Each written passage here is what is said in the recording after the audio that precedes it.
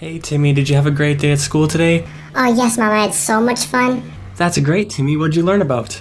I learned that I'm a white supremacist. I am so oppressive to everybody else in the room that isn't white. Oh, Timmy, you better get started on your homework. Start on How to Not Be Racist Chapter 1. Don't worry, Mom, I will. Well, there you have it, the 8 white identities chart. Because in 2021, we are now categorizing people based on the color of their skin and judging them for things they can't control.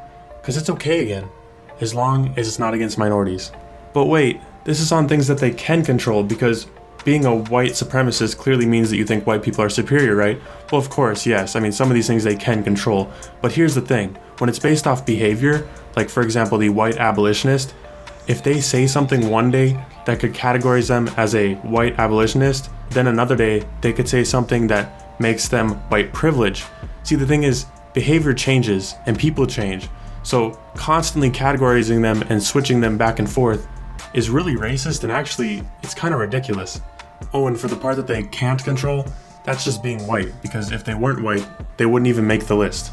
And the worst part about this list is it's actually part of a school curriculum for liberal cities. That's right, we're going to be openly judging white people and where they fall into a category in front of school children that don't even know what any of this means. See, when I was in school, we would teach kids that slavery was bad and that treating people, minority colored people, differently was also bad, and that racism of any kind is not tolerated anymore.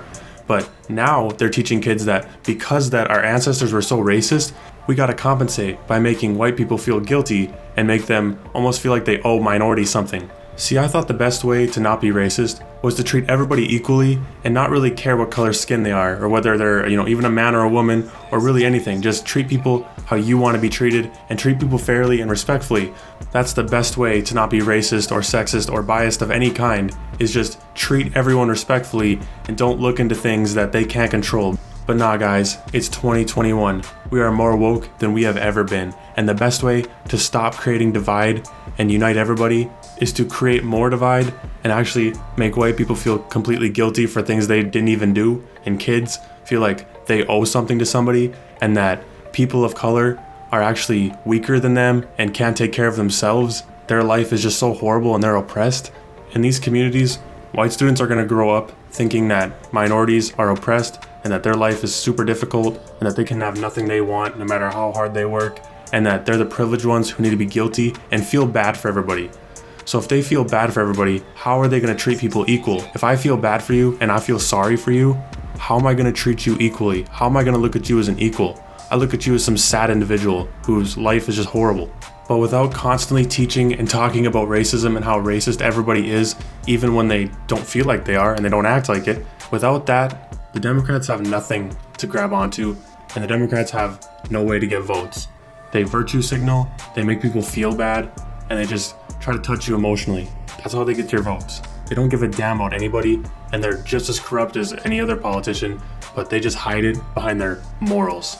And as long as we stay divided and accuse everybody of being a racist and accuse white people of having some sort of power over everybody, the more Democrats are going to stay into power, and the worse it's going to get. The more schools you're going to see enforcing this bullshit, it will cause us to have more peaceful protests, more Capitol raids, more chaos. That's what the Democrats love. They act like they don't, and they act like Donald Trump's the one starting it all and that Republicans are just so awful. They're the ones that thrive on this stuff. Without it, they would never get elected. But that's all I have to say on this subject. Leave a like if you enjoyed this video, and subscribe for more content like this while I'm still around before YouTube takes me down. And let me know what you think about the 8 white identities. See you in the next upload.